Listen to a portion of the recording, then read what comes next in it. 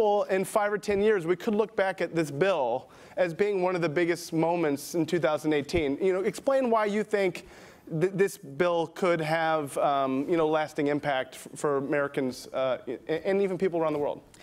Damien, first of all, and thanks to the Washington Post for having me. This is a great forum, and you've got a good panel lineup throughout the morning here.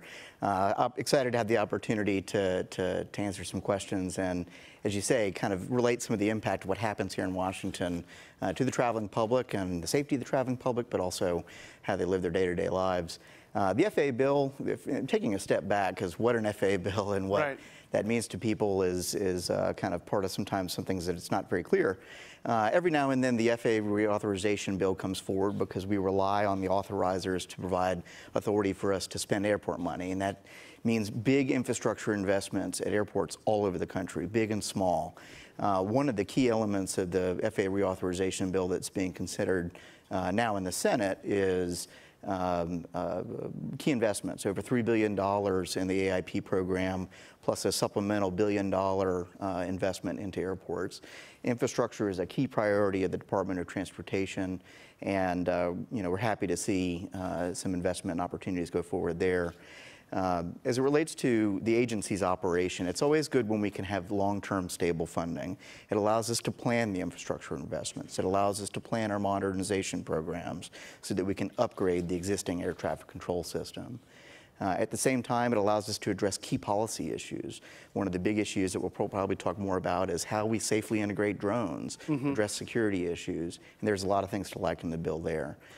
Process-wise, the bill just passed the House. Last night it was 398 to, I think, 23 votes. Which is really unusual, right, these days in Washington to get a bipartisan bill like that. What is it about the bill that you think lets people kind of put their swords down and, cut a deal like this?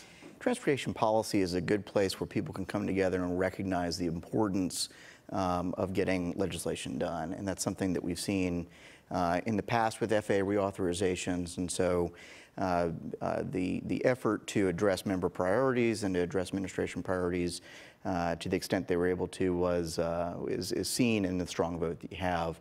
Process-wise, it's now headed to the Senate. They also passed a short-term extension to give the Senate a couple of times, or a couple of days, in order to consider the legislation with the packed calendar they have. So the table is set.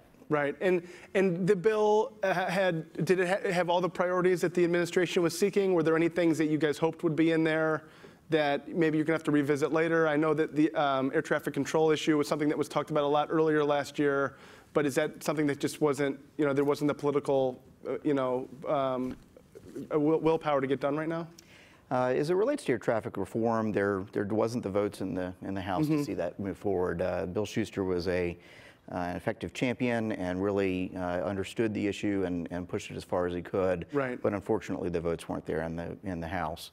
But there are key elements moving forward that address security elements as it relates to drones. And there was, for instance, a big priority that was included was language that reflects an administration proposal authorizing the Department of Homeland Security and the Department of Justice to take action when drones get in the hands of hostile actors to protect their assets and to protect the public.